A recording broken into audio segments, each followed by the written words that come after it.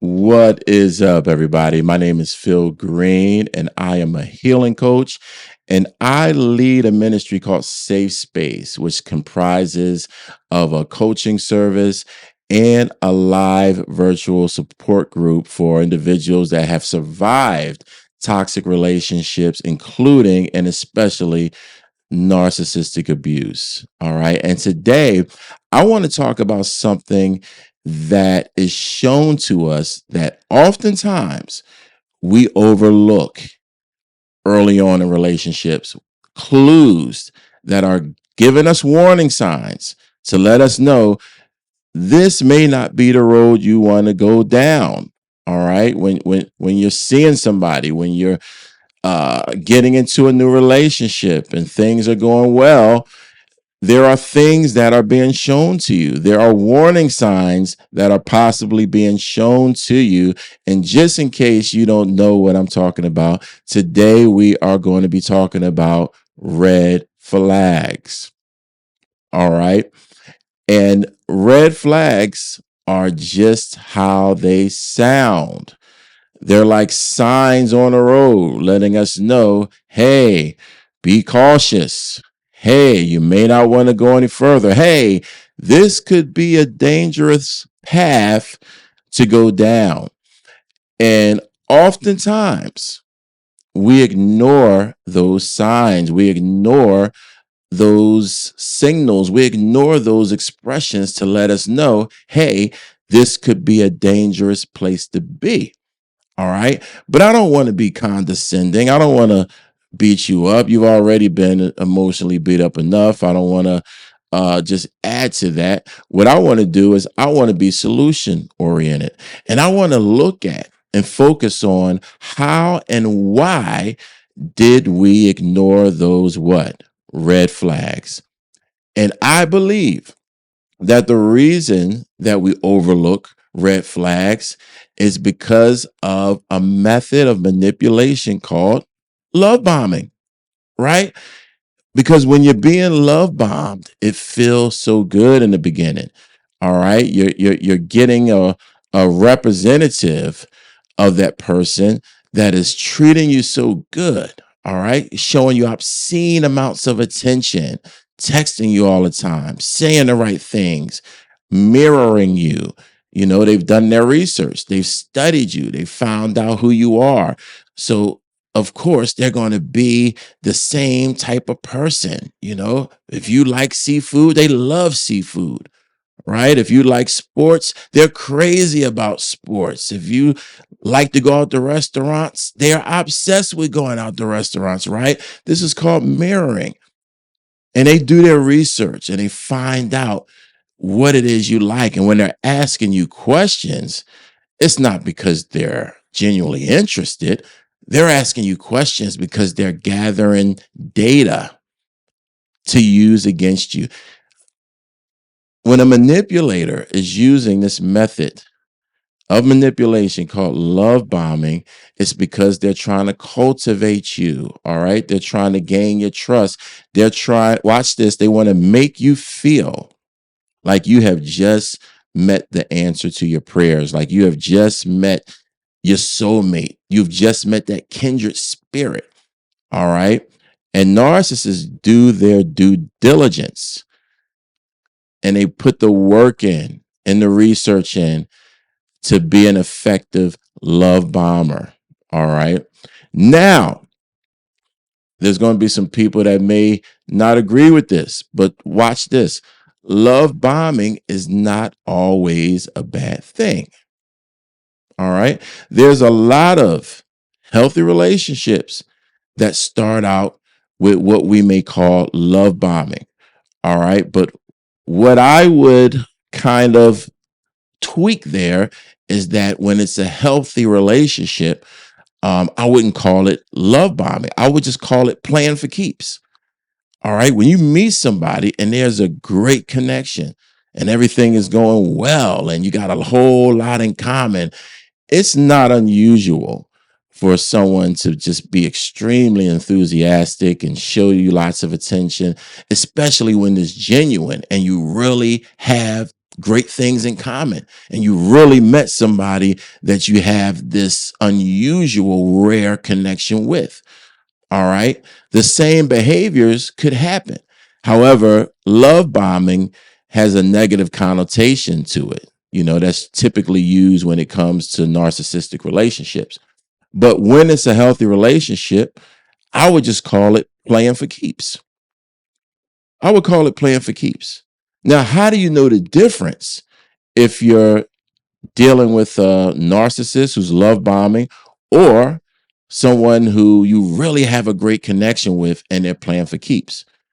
Well, in the beginning, you really don't know. Both terms are retroactive. You're not going to really know which one was going on until later on when a mask comes off or when things are just going so great and they continue to go great and you find out, wow, this is a healthy relationship. But both terms are retroactive. You don't know which is which until later on. So the point of me saying all that is that whether you're being love bombed or whether someone's playing for keeps, it kind of compensates for the red flags. And if someone is love bombing you or someone is playing for keeps, that's why you will start overlooking these warning signs that you're seeing, because after all, they're giving you things that you've been desiring for a while, right? They're meeting needs. They're compelling your interest. They're heightening excitement and they're generating so much trust, right? They're captivating you. They are acting, behaving in a manner that makes you say, hey, this is what I've been waiting for. What if this is answered prayer? And guess what? Everybody doesn't have red flags. All right. And if you start seeing somebody that may have one or two, that may not be, a huge concern. But the thing is, most of the time, when you're dealing with a narcissist or just a generally toxic person, it's not going to be one or two red flags. It's going to be lots of red flags. All right. And if you decide to ignore these red flags, you are probably going to end up driving off a cliff. You're probably going to crash out and wind up wishing later on that you hadn't ignored these signs. Okay. So if you're dealing with somebody who is genuinely interested in you, all right, and they're showing you an obscene amount of attention and they're just crossing all the T's and dotting all the I's, they may not have any red flags, all right? Or it may just be one or two. And none of us are perfect. But there are lots of people who are healthy minded, have healthy mindsets, who will pursue you and have no red flags. Okay.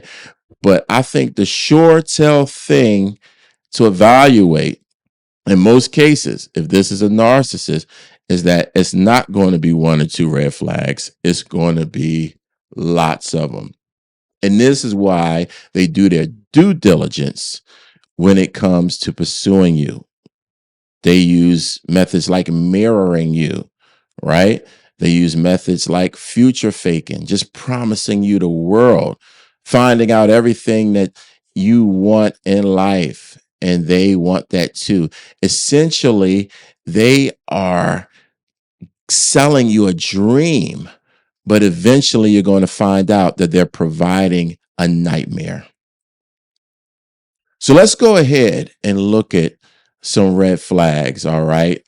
There's so much here on this subject. This is definitely going to be at least a two-part lesson. But check this out. One red flag when you're getting to know somebody early on, other than the love bombing, all right, which is not necessarily a red flag, because remember, that could mean it's a healthy person playing for keeps. But let's just go a little further. One red flag is that when you're talking to them, this is something you're going to find out early on. uh, whether you ask them about their past or they bring up the past, typically they're going to let you know that all their exes was crazy. There was something wrong with all their exes, everybody they've been with. They might even tell you they've been with narcissists before. They might tell you that my ex was crazy and we're just getting along. Typically, they're not going to have anything good to say about someone they dated or used to historically be with. It's always going to be everybody else, never them, right? So that's definitely a what? Red flag. All right. Another red flag with a narcissist is, you guessed it, they're going to be moving super fast. Okay. It's not uncommon for a narcissist to do their research and love bomb you and just cultivate you and make you think they're the best thing since sliced bread. And in a couple weeks, they're giving you the keys to their apartment, or in, maybe even 5 days saying they love you, or maybe even 3 weeks talking about marriage, or maybe in a month and a half, you're pregnant. This is not unusual when it comes to dealing with the narcissist. Why do they move so fast? Because they want to lock you in. People like you, empathetic people, loving people, people that'll give you the shirt off their back, people that love hard, people that are waiting for the one, people pleasers, beautiful people that may even believe in God. And most of the time you do. You're not falling off of trees. You're not commonly encountered. You're not prevalently met. All right. So when a narc locates great supply like you, they want to lock you in as fast as possible. And they'll do whatever it takes to do that. All right. Another red flag, they're never wrong. No matter what happens, they are never wrong. They don't take any accountability for anything. Okay. They don't acknowledge anything that they did that was crossing the line. And there's so much on this point, because they're showing you a sign that they're not accountable for anything. All right. And there's so much there that we can get into. But early on in the relationship, you won't definitively know that you're dealing with somebody who's just not accountable for anything they do. You'll just start seeing, wow, this person is never wrong, right? They're always right. That's a huge red flag. All right. And then last but not least that we're going to deal with on this initial video is they never apologize. Okay. Now, early on, maybe nothing too bad has happened, but no matter what, none of us are perfect. Even if we haven't done anything wrong, we may breach your expectations. But if you're dealing with a narcissist, they're never going to apologize. And when we talk about apologizing, we're not talking about saying I'm sorry. Saying I'm sorry is not an apology. Saying I'm sorry is more like an admission or a reluctant confession. All right. It's just acknowledging that something they did was wrong, or agreeing with you that they did something wrong. But an apology is not a confession. Apology is changed behavior. All right. That's true accountability when you have changed behavior. All right. And oftentimes, if you're dealing with a narcissist, in order to know if they're genuinely sorry about something, you have to look at when they acknowledged what they did wrong.